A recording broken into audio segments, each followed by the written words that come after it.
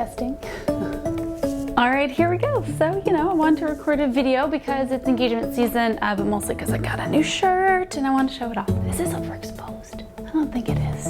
I think we're okay. Anyway, I'm Vanessa Joy and I'm going to give you tips for marketing yourself in engagement season.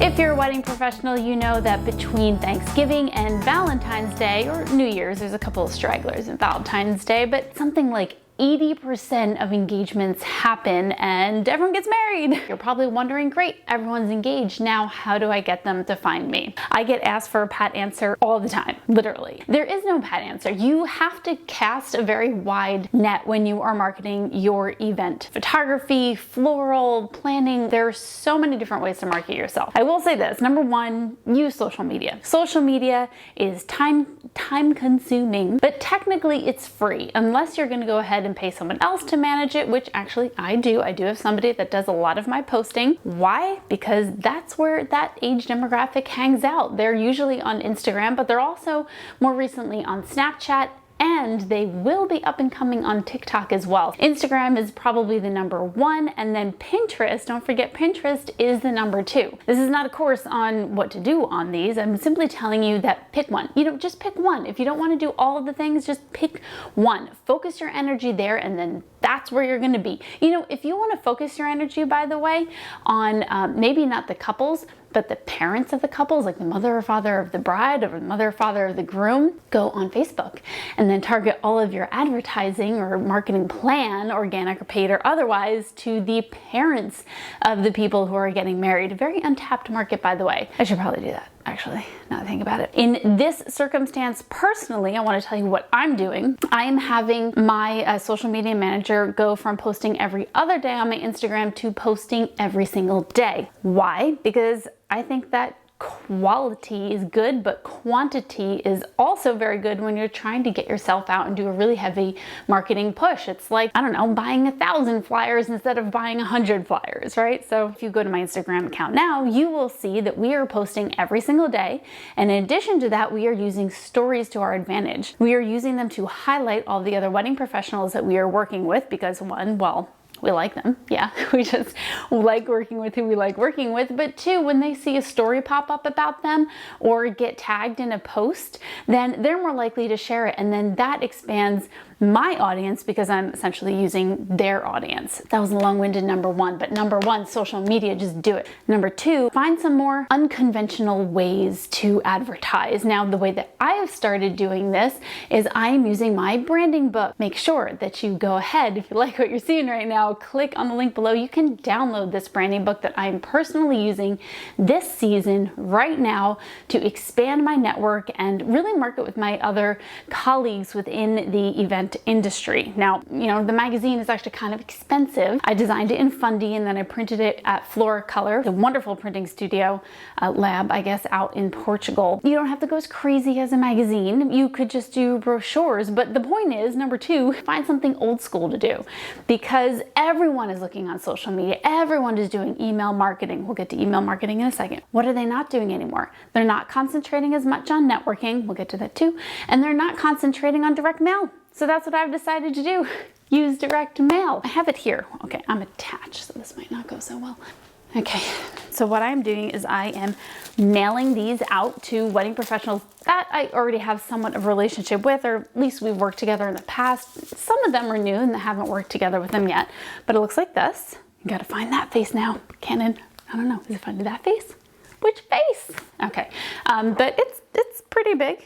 You got a lot going on there. Talk about their wedding and, well, download it in the link below. That's what I want. I want your email. Firstborn child. So that's what I'm sending out to them, and I actually have right here. I send them out in these just little envelopes. And on top of that, guess what? Sometimes they come back. It happens, I don't have the right address, and then I just email them and say, hey, I sent you some snail mail. Now I gotta pay for it again and send it back to you. Anyway, it's fine. But that's number two, go old school. Number three would be focus on people, focus on relationships, focus on networking. One of my big pushes this year is to try to develop better relationships with the people I actually want to work with.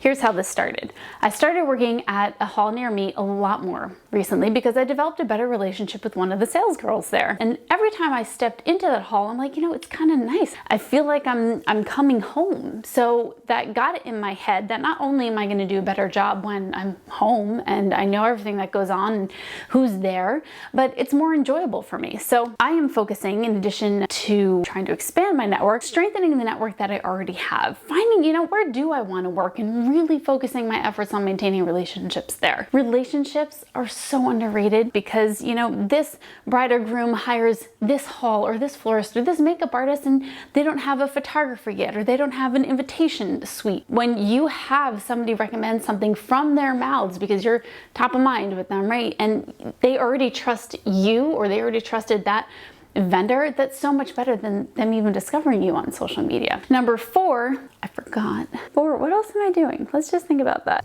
I obviously don't use a, you know, the thing where you read. I hope this has been in focus. Focus me. Focus me.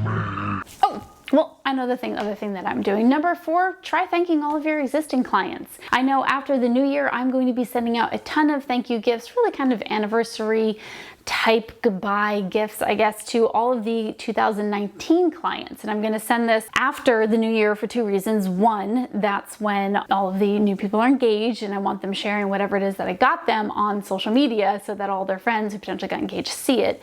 But 2, I'm also doing it for workflow because it's really hard to send out, you know, exact on the dot presents, you know, 6 months after they're married or a year after they're married. And if we could just mass do it, you know, right after the new year, that works out really nicely, kind of for like an extra gift. So find ways to spoil the existing clients that you have, because they are the ones who are going to sing your praises to all the people that just got engaged, all their friends. So, man, I wish I remember what that thing said.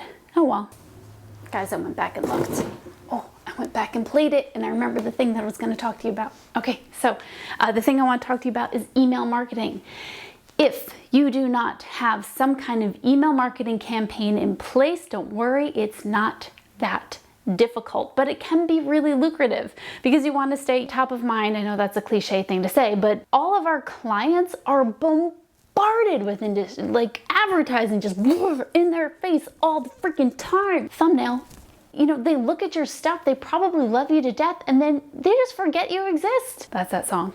Wait. I forgot that you existed. It wasn't love, it wasn't hate, it was indifference. I don't think that's how it goes. They just forgot that you existed. So you have to do things to make sure that they remember you exist. Email marketing is a great way to do this. I like having it in a bunch of different places as a call to action. So if you go to my website right now, you'll notice a pop-up comes up and it's all about how to look good in your wedding photos. Great, fantastic. I want to hear all about this. Send me the guide. They bring in their email address and it goes to an email drip campaign, which means they get an email every day or every other day for like a week or something. But I mean, you said that. You do whatever you want with that. You can also find that on my Instagram. If you look at my Instagram link tree, it's in there as well. But any kind of marketing email campaign is great because it's just another point of contact, another place where you're like, hey, I'm here, I'm alive, and plus you're giving them valuable information, how to look good in their wedding photos, whether or not you're taking them. And you know, that's nice. Who doesn't want to know that? So if you download that branding guide, you're going to get an email campaign from me. Surprise! Yes, you are. It's going to introduce you to who I am, what I'm all about, and give you some tips and tricks along the way. It's information that's great for you. Plus, I already gave you that free branding book, that download. So hey, you know, exchange of information, and then hopefully you stick around and you don't forget that I existed. All right. That was 5. Good. So 5. So we gave you 5 different ways to market yourself during engagement season. If you're a wedding event professional, someone is knocking on the door, I think my groceries are here. Hit subscribe, hit the link, and I'll see you later.